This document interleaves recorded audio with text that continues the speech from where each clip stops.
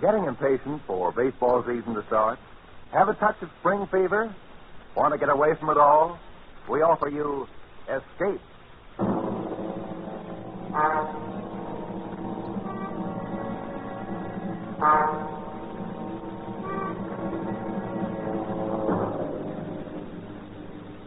You are in mid-ocean, aboard a drink ship.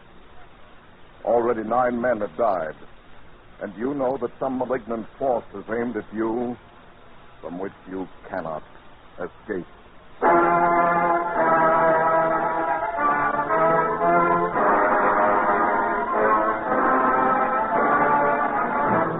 Escape, designed to free you from the four walls of today for a half hour of high adventure.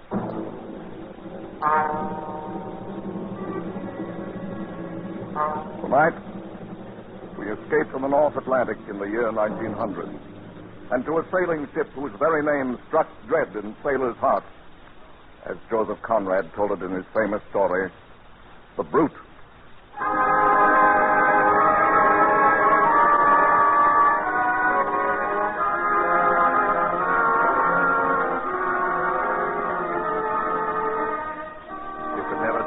By looking at her, proud and strong and beautiful on the outside, you couldn't see the black heart inside of her, and you'd never know she'd killed at least a dozen men, and maybe more. But I knew her for the murdering she-devil she was.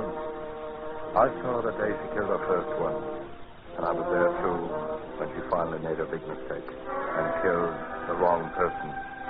But that was a long time later. Oh, she had a name all right. But after that first day, her first killing, nobody but the family ever used it again. Everyone else from that day on would look at her, half afraid, half snarling, and they called her the Brute.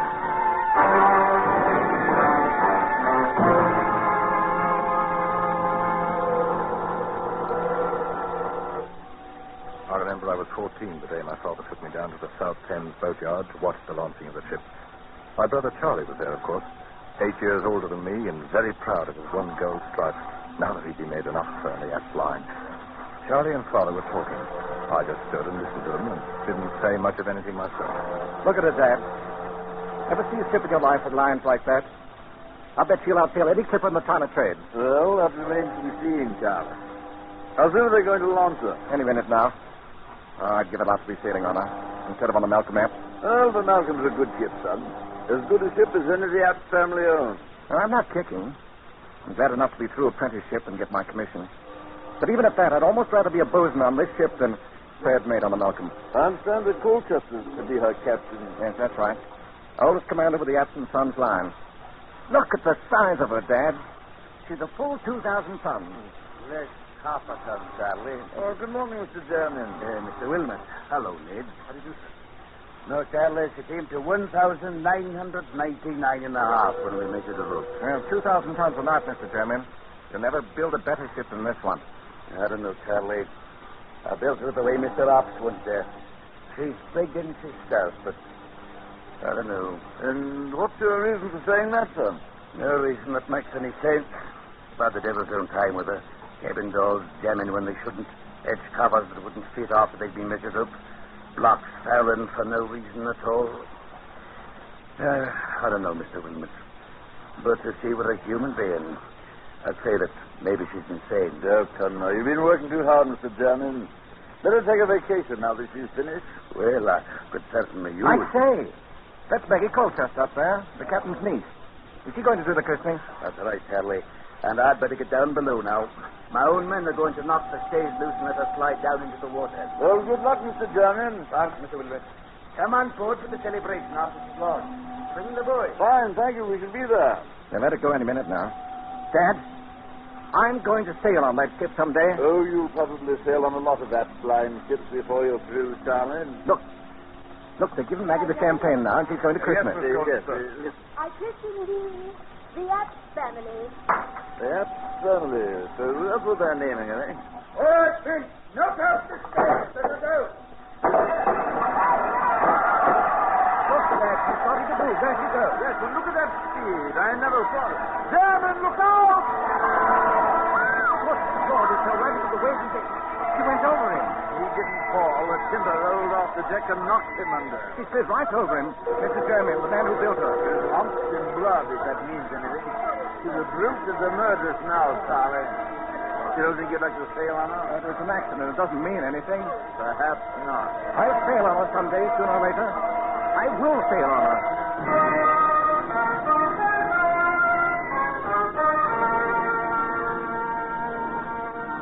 Well, the way things worked out, I was the one to sail on her first instead of Charlie.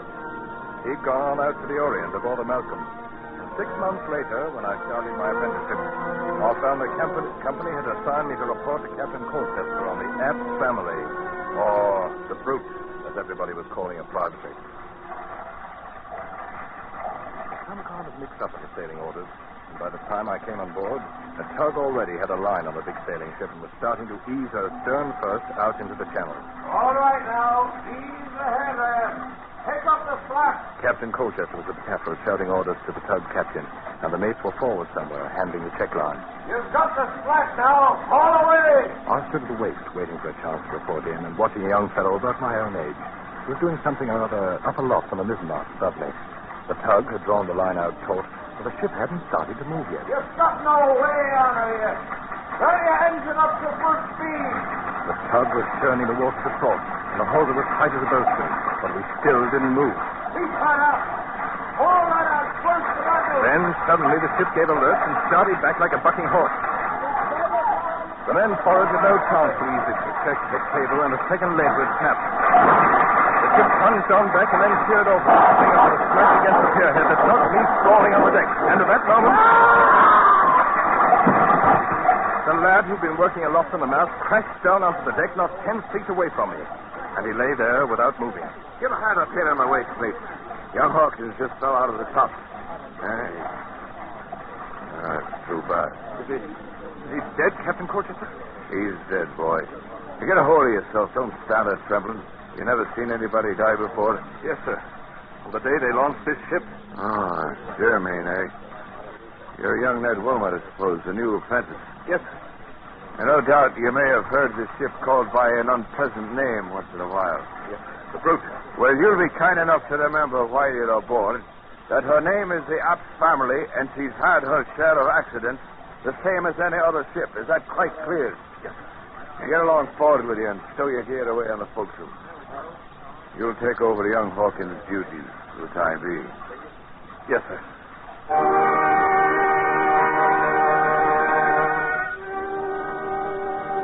I sailed aboard the Brute for the next 4 years and watched her kill 9 men during the time. We got so we tried to outguess her, try to figure how she'd do it the next time.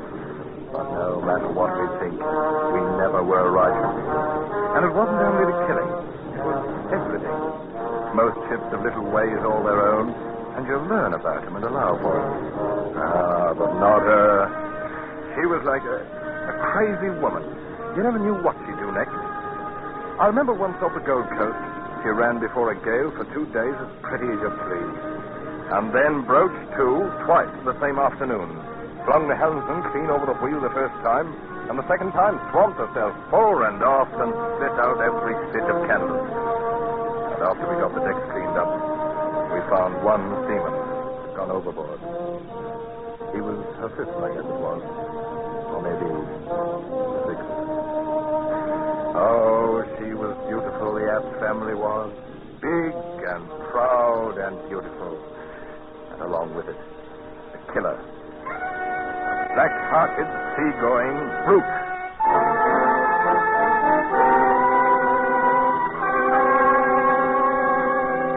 My brother Charlie was on the China run all that time. First on the Malcolm and later on the Lucy Apt. But we never happened to hit port at the same time. Finally, the time of my apprenticeship was up. We boomed into London at the end of the trip. I went before the board for my papers. I guess they figured anybody who could stay alive for 4 years on the Brute must be a seaman. Anyway, I passed, and Mr. Apt handed me my sailing orders along with the commission. I was assigned as third mate to Captain Colchester on the Apt family. Well, Congratulations, Ned. Glad you're going to stay with us. Thanks, Captain Colchester. You've been a hard-working apprentice, and I've no doubt but you'll be a good officer. In fact, we have a man on board who'll make sure of that. Why? What do you mean, Captain? Got a new first mate on this trip. Come in, Charlie. Charlie? Well, hello there, youngster. I say, you've been doing a bit of growing the last 5 years. Charlie, I didn't even know you were in port. Been in for a week down country, though. I hear you fooled the board. Careful, man. You're talking about your own third mate. Yes, so they tell me. And you'll be jumping lively on this trip, my boy. Easy. Don't forget, I know this ship and you don't. And I'll learn it quick enough. Been wanting the chance for a long time. And between us, I think we can even break this jinx. Lads, there'll be no talk of a jinx on this trip. At least not in the cabin as long as Maggie's going along. Maggie? Who's Maggie? Ask your brother. I think he's the one who talked her into the trip. Though she claims it's for her health. I'll leave you two to get acquainted. We'll be about 10 days loading if you've got any plans. What's he talking about, Charlie? Who's Maggie? His niece, Maggie Colchester.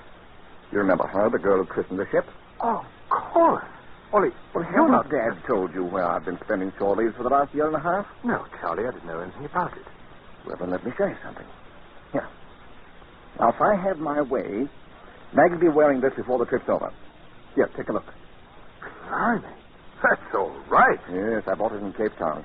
The blue-white diamond set in platinum. Is it big enough to go on a finger? Oh, it's big enough, all right.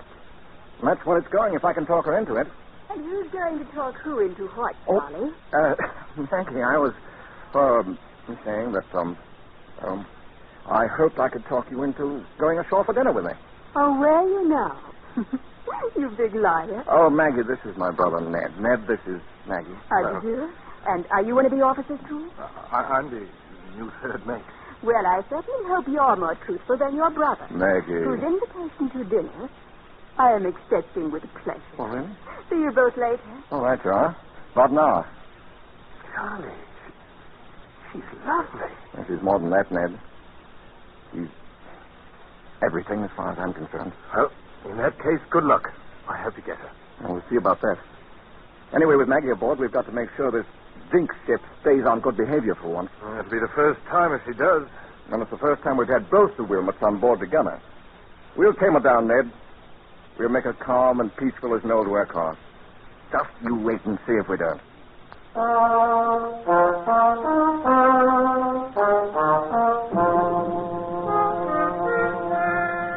And the strange part of it was, he was right. We stood out past Gravesend and made the passage to the China coast in 121 days of the finest weather you could ever hope to meet. And for the first time in her bloody life, the old ship settled down and sailed herself, as neat as you please. Charlie and I had talked about it sometimes when Maggie wasn't around. He'd always laugh and say the brute knew when she'd met her match, but she didn't dare try to buck the two of us. But I was more ready to give the credit to Maggie, to think maybe she'd charmed the old murderess the way she'd charmed all the rest of us. From the second day out, Maggie was a secret darling of every man on board. She was all over the ship, here, there, and everywhere, with red tam and her bright blue eyes, never still a minute, and having the time of her life. If she'd come along for her health, she'd found it before we passed Gravesend.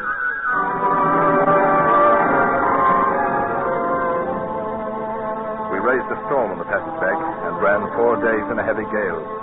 I stood by and held my breath, ready for anything, and nothing happened. The old lady, App's family, held up her head and sailed along like a seagull. Any time before, she'd have buried her gunwale in the quartering seas. But now, all the water she shipped, you could put in a teacup.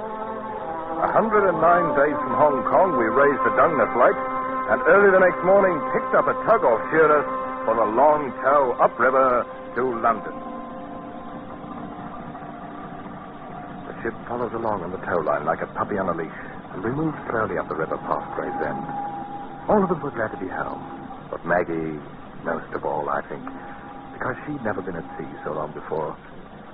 I had to smile at the way she danced around in the bows, picking out one landmark after another as we came to them, sometimes standing up on the spare anchor we'd taken in on the foredeck in order to get a better look at the riverbanks ahead. She wasn't wearing the ring yet, But I knew she was going to. It was only teasing Charlie as long as possible. What's wrong, Ned? The tug stopped her engine. Collision up ahead in the channel, Charlie. Looks like a yawl and a schooner fouled together. Oh, yeah.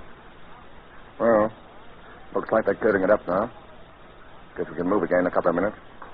Maggie, why don't you go on the afterdeck? You're on the way up forward there. Oh, I'm all right, Tony. Stop worrying. We're almost home. Better save your orders for the crew, Charlie. She outranks you. Oh, I'll take orders from her any day. Yes. We are almost home, Ned. We've had a lucky voyage. It's the first halfway peaceful trip I've ever made in the old brute. Oh, I told you we'd tame her down. She turned over a new leaf, Ned. Well, it won't last long if she keeps on sheering off there and drifting back down the channel. Huh? Oh, yes. And we're heading straight for those fishing smacks. Better have the tug start up and hold a taut line on her. I've seen her do this before. Yes. Ahoy, the tug! Take up the slack and get her straight in the channel. Hold it against the current.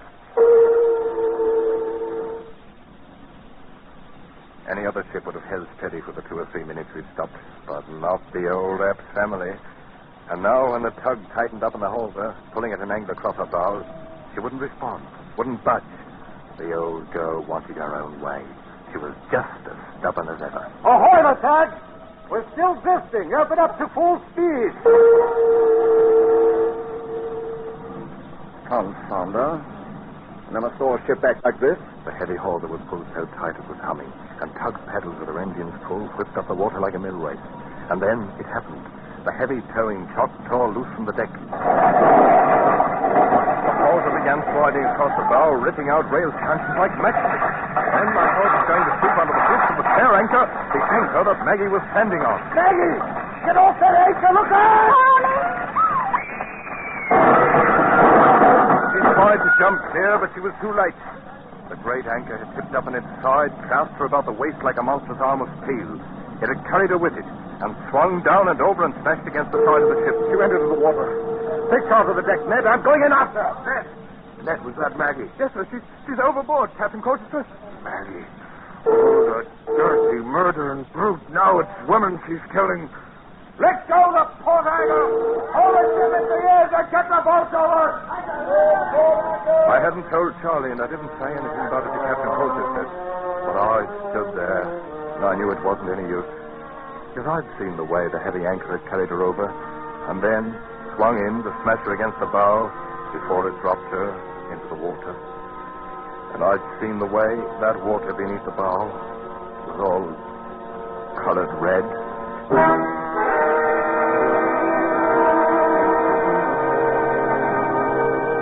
They found her at late afternoon, and the tide turned, and she floated clear of one of the mooring buoys. And the next morning, we tied up in the London docks.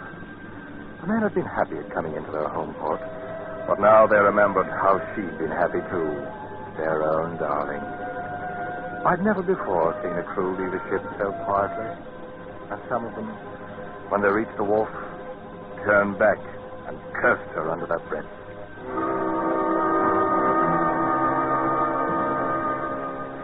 Finally, it was only Charlie and I, alone on the quarterdeck, and Captain Colchester was below, somewhere in the cabin. She never wore it, Ned.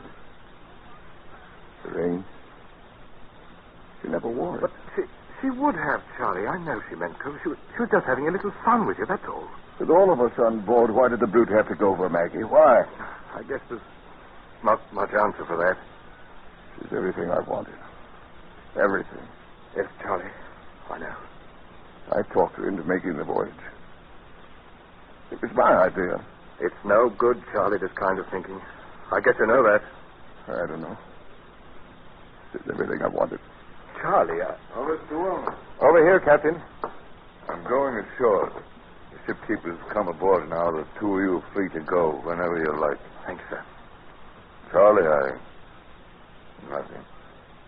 I'm resigning command in the morning. I'll never set foot on board her again as long as I live. I feel the same way, sir. Well, come into the company office in a day or two and sign out for the log. Good day, gentlemen. Charlie, we'd better go ashore, too. We're done here. Yes, I suppose we are. I'll arrange to have our gear picked up later. There's no use of... Captain, look out! Missed him! That yardarm off the mainmast fell right behind him. Ah, you missed me, you murdering brute! And that was your last chance, Ned, that yard was made fast to Dungeness. And now it falls out of the tops with the ship lying still at the wharf. Yes, Charlie. Come on, let's go ashore. Wasn't the devil satisfied for one trip? There's no way of stopping her? How many more does she want to kill? Charlie? Oh, Ned. Ned, take me home.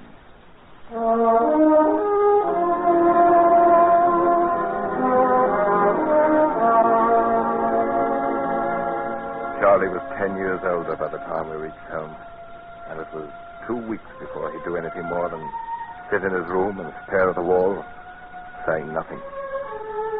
Captain Colchester carried out his threat and resigned from the company the morning after we docked, and I filed my application for a transfer. The Apps family was reloaded and ready to sail, but she stayed on lying at the wharf with nobody to take her out. And that's the way things stood for 2 weeks, until one morning a bombshell dropped.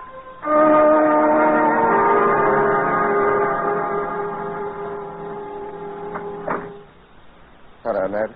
Charlie, I wondered where you went this morning. And I left the house early. How do you feel? Fine. Ned, Mr. App tells me you've applied for a transfer. Not a ship. Well, yes, I did, as a matter of fact. You saw old man Apps? Yes, I stopped in at the office this morning.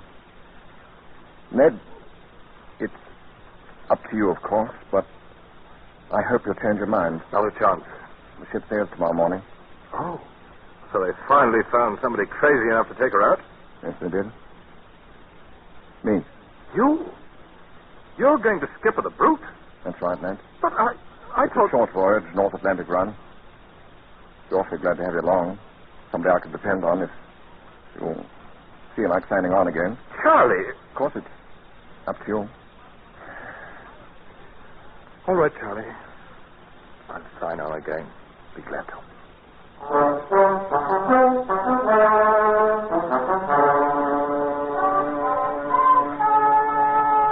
We boomed out past the Sheerness Light and headed north, hugging a lee shore in the stiff breeze.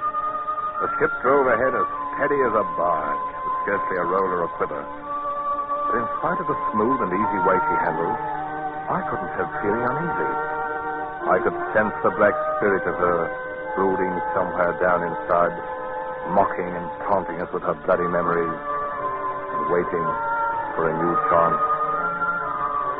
By nightfall, we were running hard in along the Kettling coast, where those rocky headlands break at intervals out of the shelving sandy beaches. The onshore wind held steady in our quarter, and the sun sank down behind the land some 3 miles away.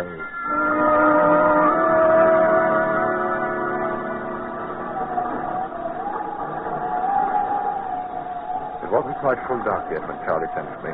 I came up to where he was standing alone near the wheel. Good, you, Ned. Right, Charlie. Person said you wanted to see me. Yes. I did send for you, Ned. Hold her steady as she goes, close the wind. Aye, sir.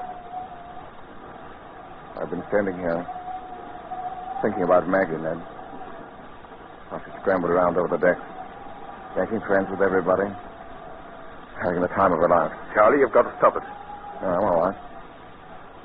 I like to think about her. This ship and all the memories around it. It's what I was afraid of. No, it's all right. Ned, I want you to take charge of the crew and give an order. Of course, you'll question the order, but you'll carry it out anyway. Do you understand? What's the order, Charlie? Have all hands prepare to abandon the ship. What? But why? There's nothing wrong. Mr. Wilmot, it is not an officer's place to question an order by the captain. Well, there's your turn. Yes, sir. You can give the order now, Mr. Wilmot. Charlie, I can't let it. Very well, Captain. All hands on deck! Stand by the boat! Prepare to abandon ship! All right, helmsman. Find your place in the boat. I'll take over the wheel. Aye, sir. You don't know what you're doing, Charlie. We're in no danger. There's no reason to abandon ship. You're always in danger aboard this black-hearted brute. I'll put on the quarter now. You can get the boat in the water when she yields. Hurry on. Steady! Going on the quarter! Easy on. All right. Snap.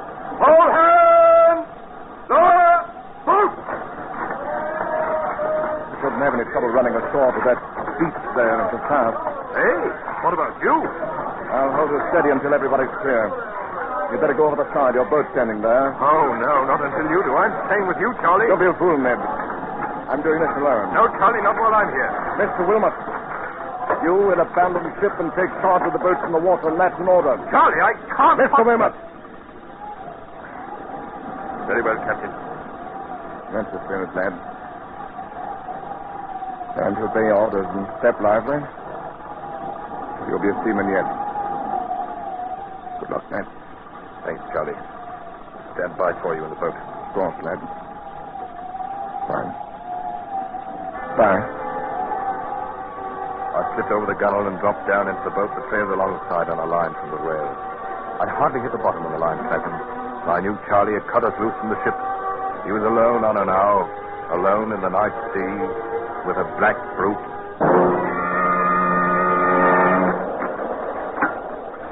Look, sir. Look. He's laid it over, away from the wind. Charlie had put the helm over hard, with a terrible shudder of her dark sails and a smother of white foam from her bows. The great ship heeled about in a sharp turn and then began to drive ahead like some mad thing before the wind. Straight before the wind and straight toward the shore. Look, sir, the rocks in the headland. She's going to smash herself. Faster and faster she plunged ahead through the weltering seas, faster and faster on the back of the gale, while the black-hearted spirit of her screamed in the ratlines. Look, sir, the rocks. What in the name of heaven is he going to do? And now, for one long instant, she hung poised at the top of a plunge and then drove smashing downward onto the wind.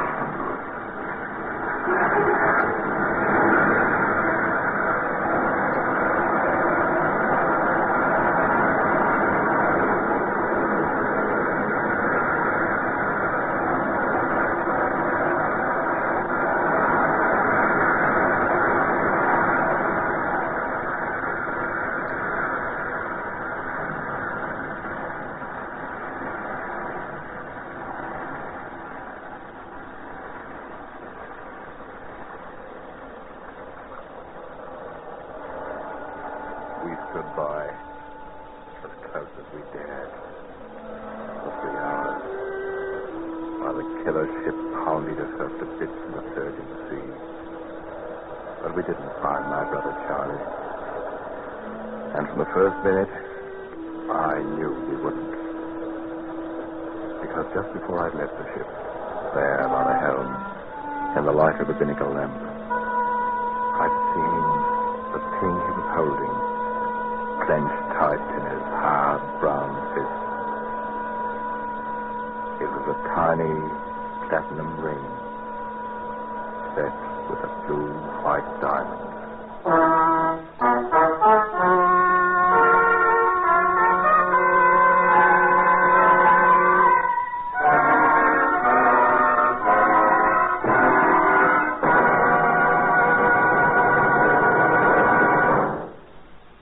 Escape is produced and directed by Norman MacDonald, and tonight brought you The Brute by Joseph Conrad, adapted for radio by Les Crutchfield, featuring Dan O'Herlihy as Ned Wilmot and Eric Rolfe as Charlie Wilmot, with Nina Carlton as Maggie, Jeff Corey as Captain Colchester, Wilms Herbert as German, and Parley Bear as the father.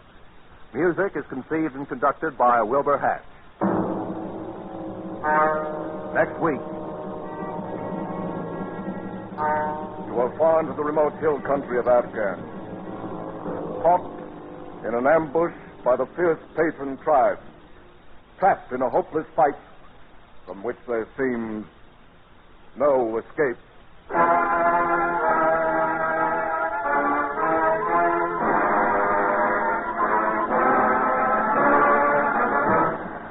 Next week, we escape with Rudyard Kipling's gripping story, The Drums of the Fore and Aft. Good night, then, until the same time next week, when once again we offer you Escape.